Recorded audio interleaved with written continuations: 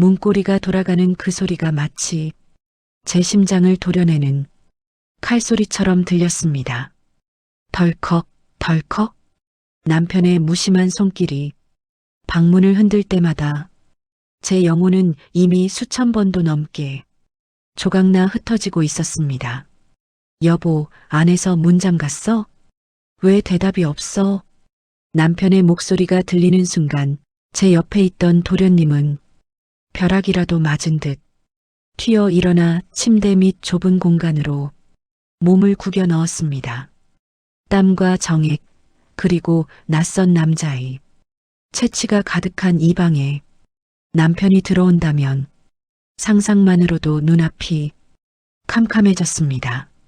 저는 떨리는 손으로 바닥에 흩어진 도련님의 옷가지들을 이불 속으로 다급히 밀어넣고 헝클어진 머리를 대충 정리하며 목소리를 가다듬었습니다. 아니에요. 잠시만요. 옷 좀 갈아입고 있어서요. 제 목소리는 가늘게 떨리고 있었습니다. 침대 밑에서 들려오는 도련님의 거친 숨소리가 남편의 귀에 닿을까봐 저는 일부러 침대 프레임을 발로 툭 치며 소음을 냈습니다. 문이 열리고 숙취로 퉁퉁 부은 남편의 얼굴이 나타났습니다. 다행히 술 기운이 가시지 않은 남편의 눈은 방 안의 미묘한 공기를 눈치채지 못한 듯 했습니다. 무슨 잠을 이렇게 오래 자? 도련님은 일어났어? 안 보이네. 아마 아침 일찍 산책 나갔나 봐요. 어제 술을 많이 마셔서 머리 좀 식히러 간다고 하더라고요. 거짓말은 제 혀 끝에서 너무나 매끄럽게 흘러나왔습니다. 남편이 거실로 나간 뒤에도 저는 한참 동안 침대에 주저앉아 있었습니다. 침대 밑에서 기어나온 도련님의 몰골은 처참했습니다. 하지만 그 처참함 사이로 언뜻 비치는 그의 탄탄한 가슴 근육과 어젯밤 저를 그토록 거칠게 유린했던 그 단단한 팔뚝을 본 순간 저는 제 자신이 미친 게 아닐까 의심했습니다. 이 아수라장 속에서도 제 몸은 그의 존재를 원하고 있었으니까요. 도련님은 아무 말 없이 제 눈을 피하며 옷을 챙겨 입었습니다. 그가 바지를 올리고 벨트를 채우는 그 일상적인 동작 하나하나가 저에게는 어젯밤에 그 뜨거웠던 행위를 떠올리게 하는 지독한 자극이었습니다. 형수님, 죄송합니다. 제가 죽을 죄를 지었습니다. 그가 나지막이 내뱉은 사죄의 말. 하지만 그의 목소리는 죄책감보다는 억눌린 욕망의 잔향처럼 들렸습니다. 그가 방을 나가고 난 뒤 저는 그가 누워있던 자리에 남은 온기를 만져보았습니다. 축축하게 젖은 시트 위로 느껴지는 그 남자의 흔적. 저는 저도 모르게 그곳에 얼굴을 묻고 깊게 숨을 들이켰습니다. 남편의 무미건조한 냄새가 아닌 저를 밑바닥부터 흔들어 놓은 사내의 비릿하고도 강렬한 향기였습니다. 그날 이후 우리 집의 공기는 달라졌습니다.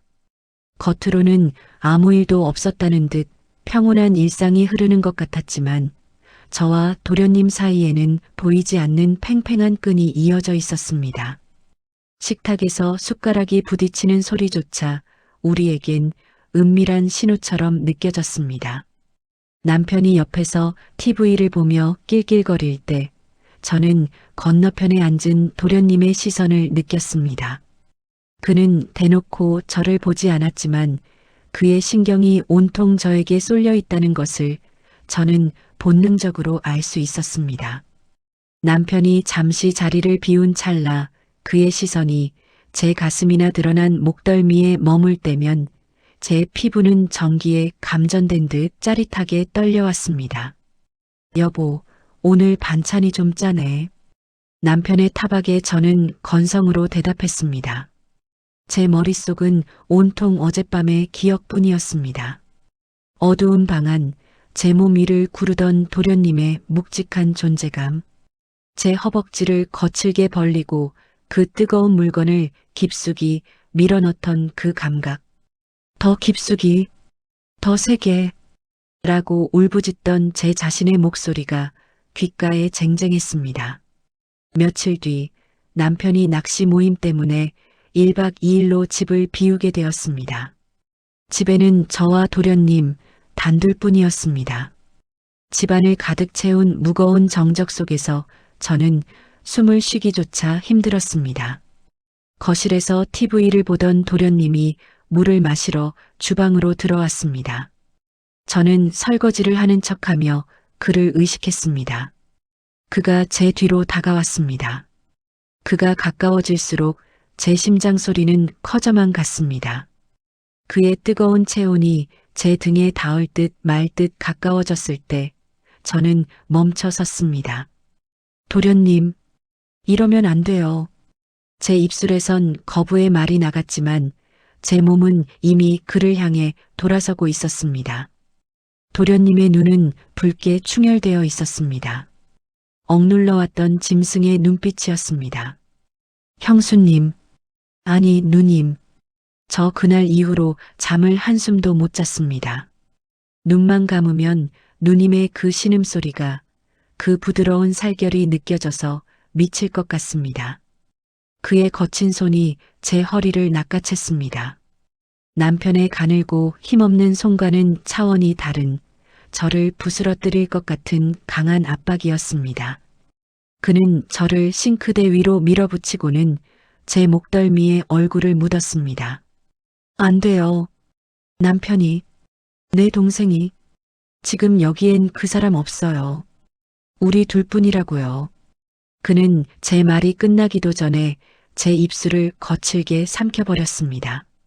담배 냄새와 섞인 그의 진한 남성 호르몬 냄새가 제 이성을 마비시켰습니다. 그의 손은 이미 제 원피스 밑단을 타고 올라와 속옷 안으로 침투해 있었습니다. 축축하게 젖어있는 제 부끄러운 비밀을 그가 확인했을 때 저는 자지러질 듯한 쾌락에 몸을 떨었습니다. 그는 거침없었습니다. 제 원피스 단추를 거칠게 뜯어내듯 풀고는 하얀 가슴을 드러내게 했습니다. 그리고는 마치 굶주린 아이처럼 제 가슴을 탐닉했습니다. 아, 도련님, 아. 저는 그의 머리카락을 움켜쥐고 고개를 뒤로 젖혔습니다. 싱크대의 차가운 대리석 질감과 그의 뜨거운 몸이 대비되면서 묘한 해방감이 느껴졌습니다. 그는 바지를 내리고는 벌써부터 흉측하게 고개를 치켜든 자신의 존재감을 제 허벅지 사이에 문질렀습니다.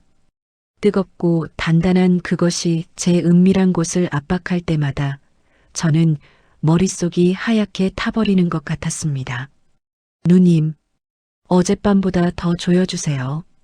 그날처럼 저를 미치게 만들어달라고요. 그는 저를 번쩍 들어 올려 식탁 위에 앉혔습니다.